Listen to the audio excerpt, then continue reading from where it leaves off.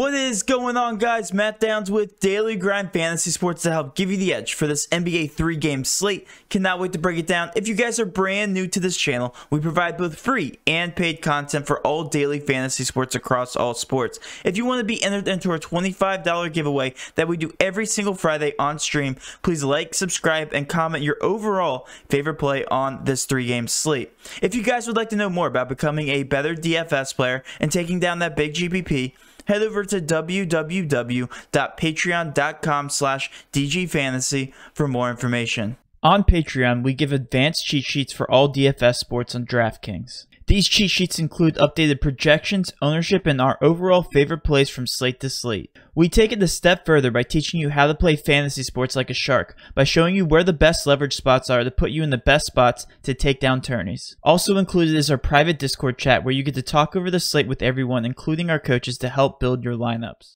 Now let's go ahead and dive right into this NBA 3-game slate. We have a very interesting one, but first I have to show off the Patreon success. This was actually TJ's screenshot from last night, turned $432 into $1,049. We have also our prize picks. All of them hit, literally. Kyrie Irving on the over, John Collins on the over. By the way, his prize pick projection is always very, very low, just FYI for anybody who does play prize picks. Oladipo going to keep hitting that over until that finally adjusts. 35 was his projection last night, hit the over on him, and then James Harden at 49.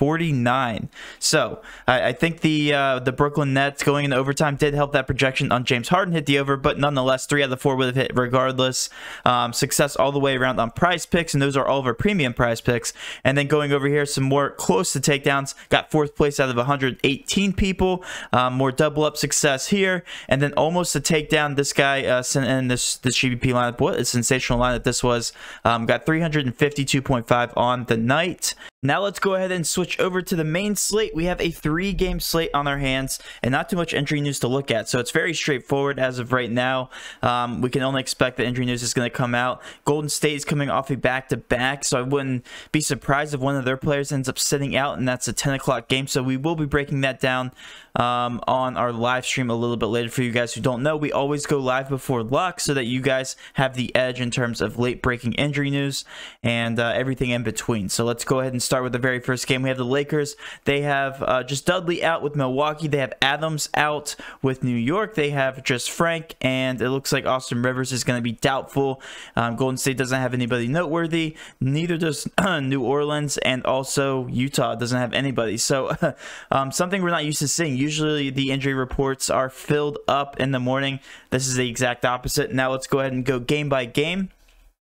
Starting with the Lakers and Milwaukee. The Lakers and Milwaukee also have the highest over under, a 228, and the Lakers are actually favored by 1 point on the road. So let's go ahead and start with the Lakers. The Lakers have some crazy mispricing, and just mispricing all the way through the slate. I was hoping that LeBron James was going to stick out like a sore thumb at $9,200, but there's also some value a little bit later in some of these stud options. LeBron, though, $9,200, 5.7K. I think he will be very, very chalky. I'm sorry, 5.7 point per dollar value, 9.2K. Will be very, very chalky, I think, playing in 34 minutes. This is going to be a very competitive matchup versus Milwaukee, so I do think he's going to be playing upwards of 35 to 38 minutes the entirety of the game. Harrell, $5,200, also showing a 5.7 point per dollar value, and also Anthony Davis, a 9.4K price tag, a 5.5 point per dollar value. One thing I like to note, usually the cheaper of these two are usually more chalky, and the other one's going to be more of a GPP option just because of the lower ownership. Marc Gasol, 3.6K if you're looking for some bottom of the barrel price tags here, playing in about 20 minutes, a 5.2 point per dollar value, a good matchup versus Brook Lopez. They're both going to be very soft down low. So that being said, that does give a slight bump to guys like Anthony Davis, Harrell, and Marc Gasol. And Dennis Schroeder's always in the mix here as a GPP option. Switching over to the Milwaukee Bucks, Brook Lopez, 5.1 point per dollar value, is actually one of my favorite value options on the entire slate. 31 projected minutes and a 6.4 point per dollar value. Giannis, 10.5K in terms of pricing, and if you guys look at his recent logs here, anytime he's in a competitive matchup, he always does very, very well. Well, that is significant because this Lakers matchup is supposed to be very competitive, and that being said, a 10.5K price tag is very cheap for Giannis. I do like him. I also like LeBron. If you can get both of those guys into your lineup, I think that's very viable. Drew Holiday, a 6.6K price tag, a 6 6.1 point per dollar value. I do like him for value as well. And then next on the list is going to be DJ Augustine. Not really a fan of him just because of his minutes, playing 21 minutes. But another guy, Chris Middleton. All these price tags all over the slate are so deflated.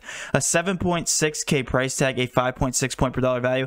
I do think you have to have either Giannis or Chris Middleton, whichever one fits into your lineup. If you can get both Giannis and Middleton, I think that is a viable option, just not in bigger tournaments. One of those two usually do have a ceiling game. The other just, has a normal average game. Last game we saw it from Giannis. He had a ceiling game, and then Chris Middleton had just a subpar game, a 43 DK points. Still good, but again, if you're looking for a GPP takedown, you're going to take one or the other.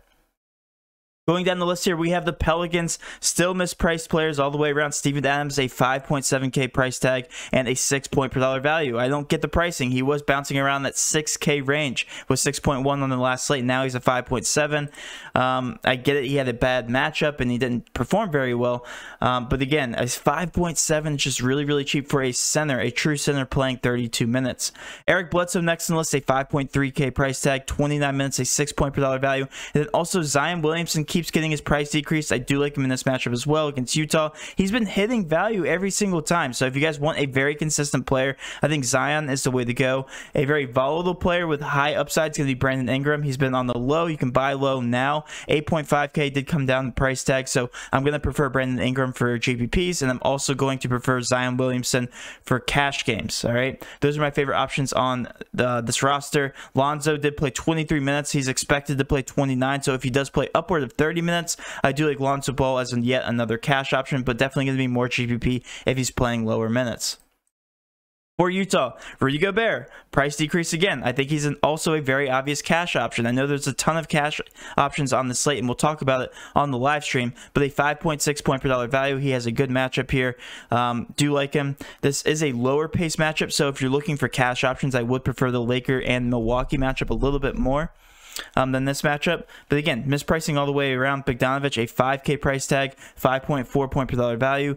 Donovan Mitchell is probably a little bit too high for my liking, a 7.9K price tag. He can hit it, and he does have ceiling potential, but I wouldn't say, sorry, against the Pelicans.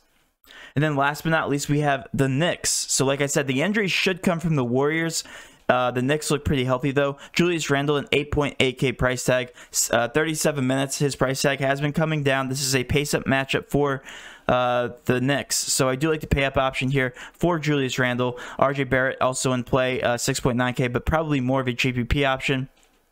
And there's really a lack of value on the slate. I do think Reggie Bullock is very much in play at 4.3K, 28 minutes. Because there's such a lack of value plays here on the slate, I think that Reggie Bullock does become an interesting option. One of the only options here on the slate. Other than that, I don't like anybody else. Mitchell Robinson, 6K, I think is a little bit overpriced. And then last but not least, we'll talk about the Golden State Warriors. Have been coming down in price tags as well. They did blow out the Spurs in their last matchup, unfortunately. So all the price tags have been coming down. Kelly Oubre, 5.7K, has been shooting very well. And when you compare it to the earlier his earlier stats on the season. So I do like him, especially if somebody like Steph or Andrew Wiggins does sit out. Draymond Green, 5.5K, always an option. I do expect somebody to sit from this roster. I just don't know who. If it is Steph Curry, I'm going to be all aboard the Golden State Warrior train.